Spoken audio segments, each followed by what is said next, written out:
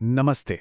आज हम बात करने वाले हैं पूर्वी भारत के एक ऐसे अनोखे मंदिर की जिसकी मान्यताएं और परंपराएं दूर दूर तक फैली हुई हैं। चलिए साथ मिलकर इस रहस्य को समझते हैं। 45,000। सोचिए जरा, ये कोई छोटा मोटा आंकड़ा नहीं है, बल्कि एक ही त्योहार के दौरान यहां दी जाने वाली पशु बलियों की अनुमानित संख्या है। ये आंकड़ा ही अपने आप में इस जगह की कहानी कहता है। और यही वो सवाल है जो आज के इस पूरे सफर का केंद्र है। आखिर बिहार के एक ग्रामीण इलाके में बसे इस मंदिर में ऐसा क्या है जो इसे उपमहाद्वीप के सबसे बड़े धार्मिक अनुष्ठानों में से एक का केंद्र बना देता है। आइए इसके पीछे की वजहों को एक एक करके जानते हैं। तो कहानी शुरू होती है इस अनुष्ठान के मास्टाब से, जो सच में चौंका देने वाला है। ये दृश्य ही इस मंदिर की पहचान का एक बहुत बड़ा हिस्सा है। तो इस सवाल का जवाब ढूंढने के लिए सबसे पहले हमें पहुंचना होगा बिहार के बांका जिले में। यहाँ शंभुगंज ब्लॉक में तारापुर शहर से बस 2 किलोमीटर दूर ये मंदिर मौजूद है। और जैसा कि कहते हैं, किसी भी कहानी को समझने के लिए उसकी जगह को समझना जरूरी है। अच्छा, तो किसी भी पवित्र जगह की जो शक्ति होती है ना, वो अक्सर उसके लोकेशन, उसके भूगोल से जुड़ी होती है। और तेल्डिया मंदिर के मामले में ये बात बिल्कुल सच है। ये मंदिर बसा है बड़वा नदी के किनारे, और ये कोई आम नदी नहीं है। ये है उत्तर वाहिनी, यानी उत्तर की ओर बहने वाली नदी। हिंदू मान्यताओं में ऐसी नदियों को बहुत ही शुभ माना जाता है, जहां आध्यात्मिक साधना जल्दी सफल होती है। लेकिन कहानी सिर्फ नदी तक ही सीमित नहीं है। जरा इसकी लोकेशन देखिए। ये बांका और मुंगेर जिलों के ठीक बॉर्डर पर है। मतलब ये उस प्राचीन तीर्थ मार्ग पर पड़ता है जो सुल्तानगंज में गंगा नदी को देवघर के पवित्र धाम से जोड़ता है। तो ये एक बहुत ही अहम आध्यात्मिक पड़ाव बन जाता है। तो चलिए अब थोड़ा समय में पीछे चलते हैं।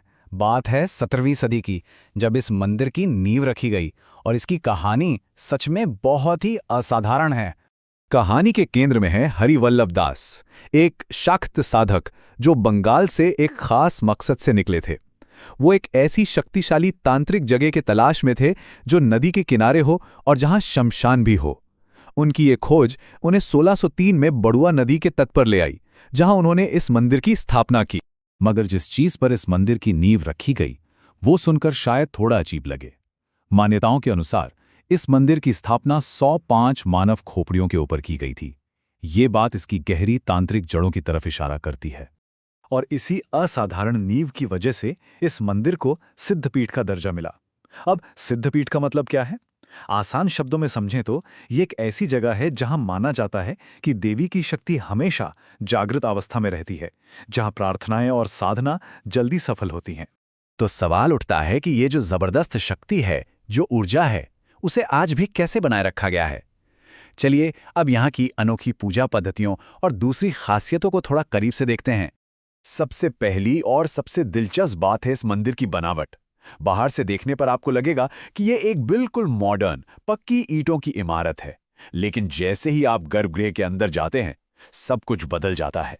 वहां देवी की वेदी और जमीन आज भी कच्ची मिट्टी की हैं।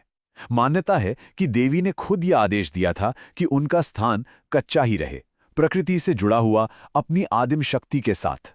सिर्फ बनावट ही नहीं, यहाँ की देवी का स्वरूप भी बहुत खास है। यहाँ उन्हें माँ कृष्ण काली भगवती के नाम से पूजा जाता है, जो हिंदू धर्म की 2 बड़ी परंपराओं का एक बहुत ही शक्तिशाली संगम है। सोचिए, एक ही वे भी, एक ही मेड़ पर भगवान कृष्ण भी हैं और माँ काली भी। ये असल में पुरुष और स्त्री ऊर्जा के एक होने का प्रतीक है। ये संगम बंगाल की शाक्त परंपरा और बिहार की स्थानीय आस्था के बीच एक बहुत मजबूत पुल बनाता है।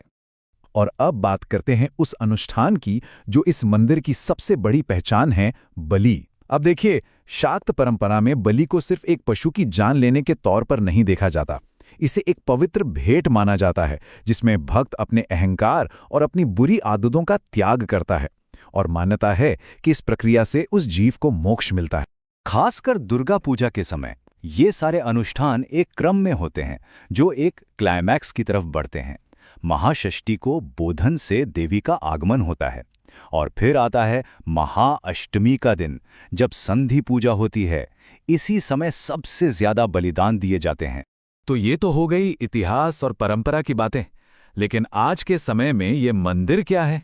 सिर्फ एक पूजा की जगह? नहीं, ये उससे कहीं ज्यादा है। ये इस पूरे इलाके के लिए एक धड़कता हुआ सांस्कृतिक केंद्र है। खास तौर पर नवरात्रि के मेले में यह मंदिर पूरे शंभूगंज ब्लॉक के लिए एक इकोनॉमिक पावर हाउस बन जाता है।